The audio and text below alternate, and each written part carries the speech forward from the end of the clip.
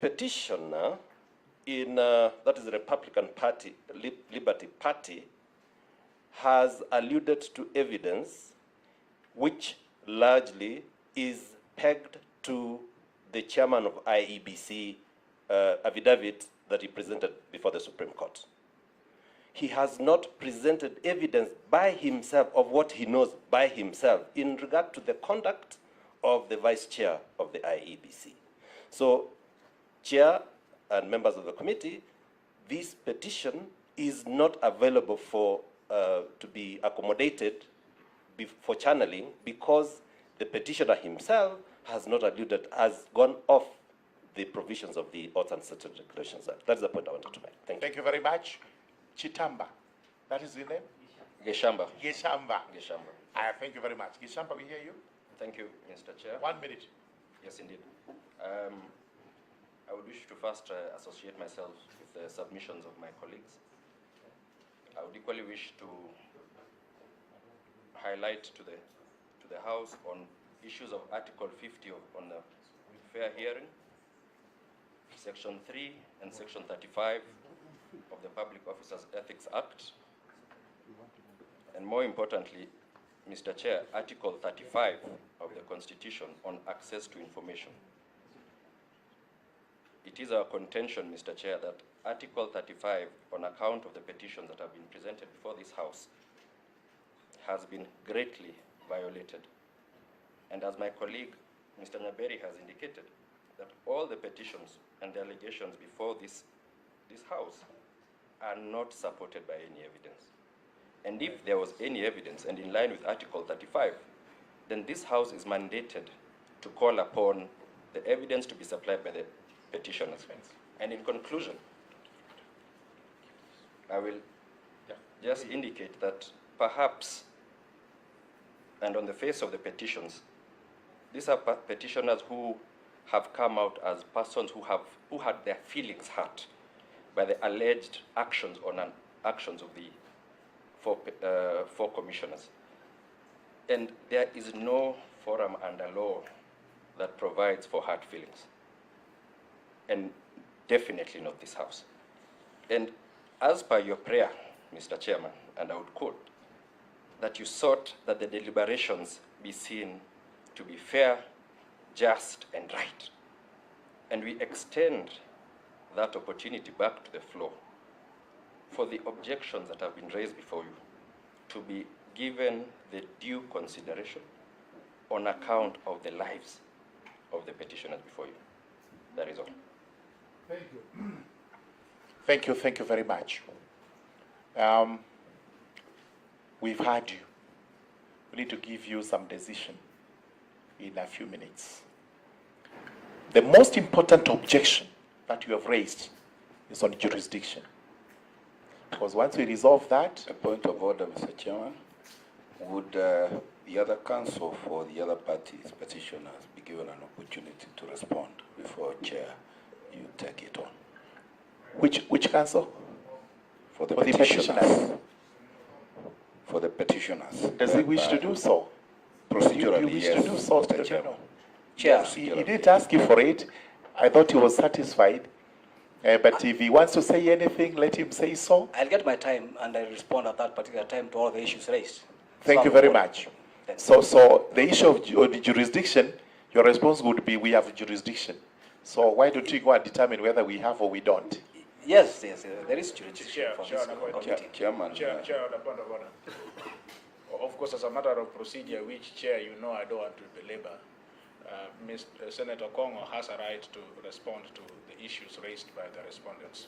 We are here as non-partisan, neutral people. We want to hear what he has to say. Or even if he has nothing to say, we want to record that he had nothing to say when called upon to speak. All right. He has forfeited, actually. So thanks, Chair. Thanks, Chair, for your compliments. I just say that I'm going to get my time, and at that appropriate time, I respond to the emerging issues raised. Thank you very much. Thank you. I think that is sufficient for now. What we do, because more people are in here, it is the members who will move out. I will take them to the boardroom with the council. And in possibly maximum 20 minutes, we'll be back. So Parliamentary Council, so that they can guide us on everything. So in 20 minutes, maximum 20 minutes, we'll be back. And we shall give you a ruling. And please, from there, whichever way it goes, we must now proceed, or if we have no jurisdiction, we must terminate the proceedings. Thank you. Jeanette, perhaps you can give me this a forum. Perhaps it's important for him to understand that he cannot respond to this issue once we have made a decision on it. Chair, if that's the case, if that's the case, I'm guided. I stand guided. I didn't know that you were retreating to make a decision on this. Let me just make a few remarks On the points of law. On the points of Please law. do not go to evidence, because much of it was on evidence. Yes, Chair. Mr. Chair, just for clarity, do we have a right to respond to what he will have said? Let's hear it first, so that, you know, if you do that, then it is right to respond and what have you. I give you only 5 minutes, sir, to respond, especially on the issue of jurisdiction. Most surprised, Chair. Chair, when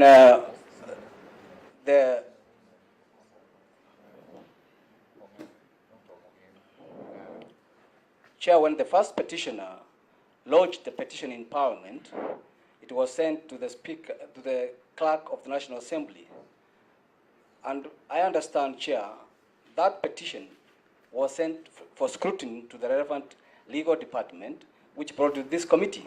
So on matters jurisdiction, this committee has immense jurisdiction to make determinations whether the petitions presented have a prima facie case, as you collectively highlighted earlier on. Secondly, Mr. Chair, what I respond to is the document and letter sent by Senior Counsel Donald Kipkorir, and they are supported by other councils on the issues of documents, of evidence, affidavits to be attached to the petition. I need to refer them to the Petitions Procedural Act, which entails how a petition can find its way to Parliament. In that regard, our petition is in order, and we are ready to present it, Mr. Chair. That's all I have to say. Mr. Chairman, can I just... Honorable Wanda, you are totally out of order. You cannot absolutely participate in these proceedings. As amisai. No, you can't. I'm sorry, you know the standing orders. I'm going to refer you. Sorry, you cannot participate. Sorry. Mr. Chairman, just give me a hearing. Take your seat, please. As amisai. I'm sorry, no. Serious No, matters such as... no, please. Such as You are out of order, and if that is, I'm going to revoke your being here. You're out of order completely. Point of order, Chair. Sorry. May we say this? Let me say it. We will have endless points of order. Gentlemen, raise whatever issue you have to raise when we go to make our decision. No, Chair. That one now is the highest dictatorial way of handling a committee. Chair, let me raise this matter. I'm on the floor. Let's retreat, please. No, Chair, Gentlemen, that retreatment is what I want to speak on.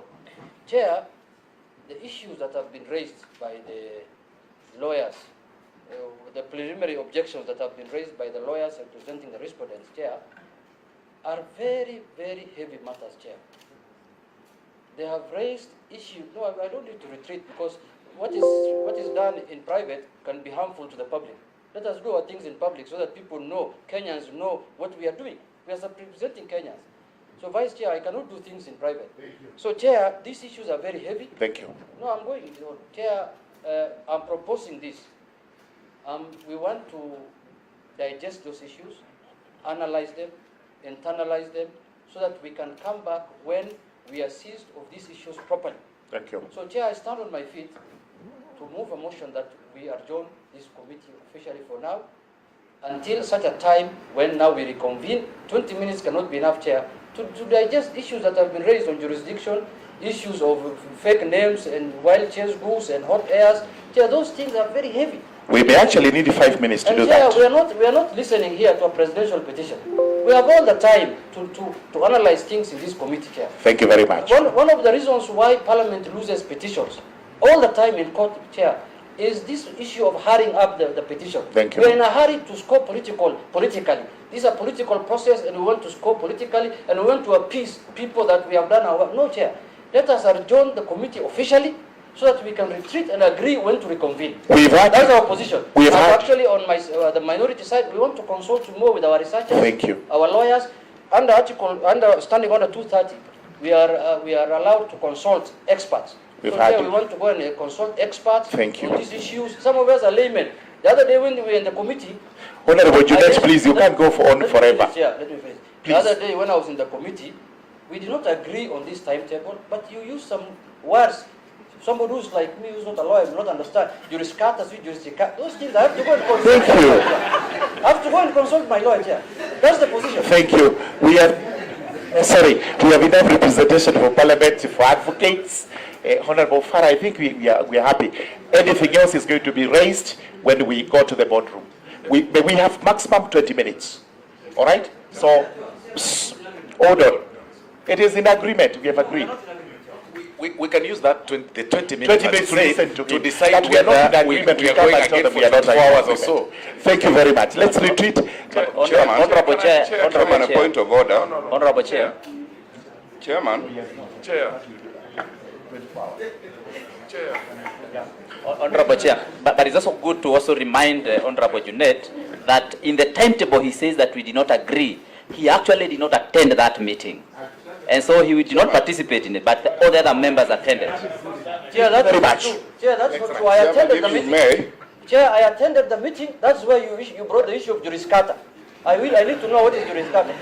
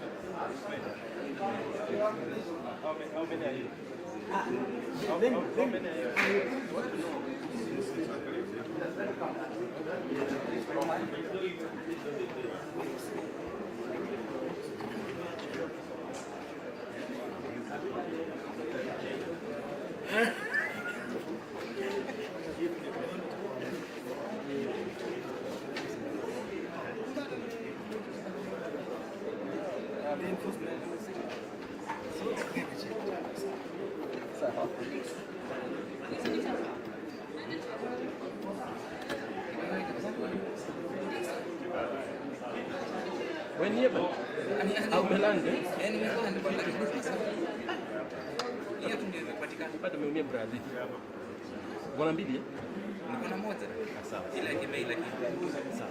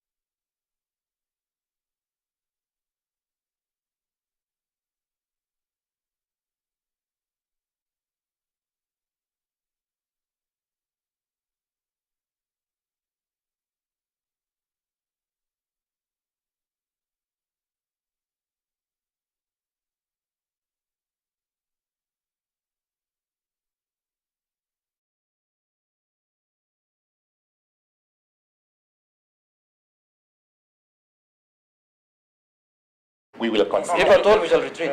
Thank you very much. Mr. Chair, if you indulge. Thank you very much. With Number two, with a lot of respect. Honorable TJ. If you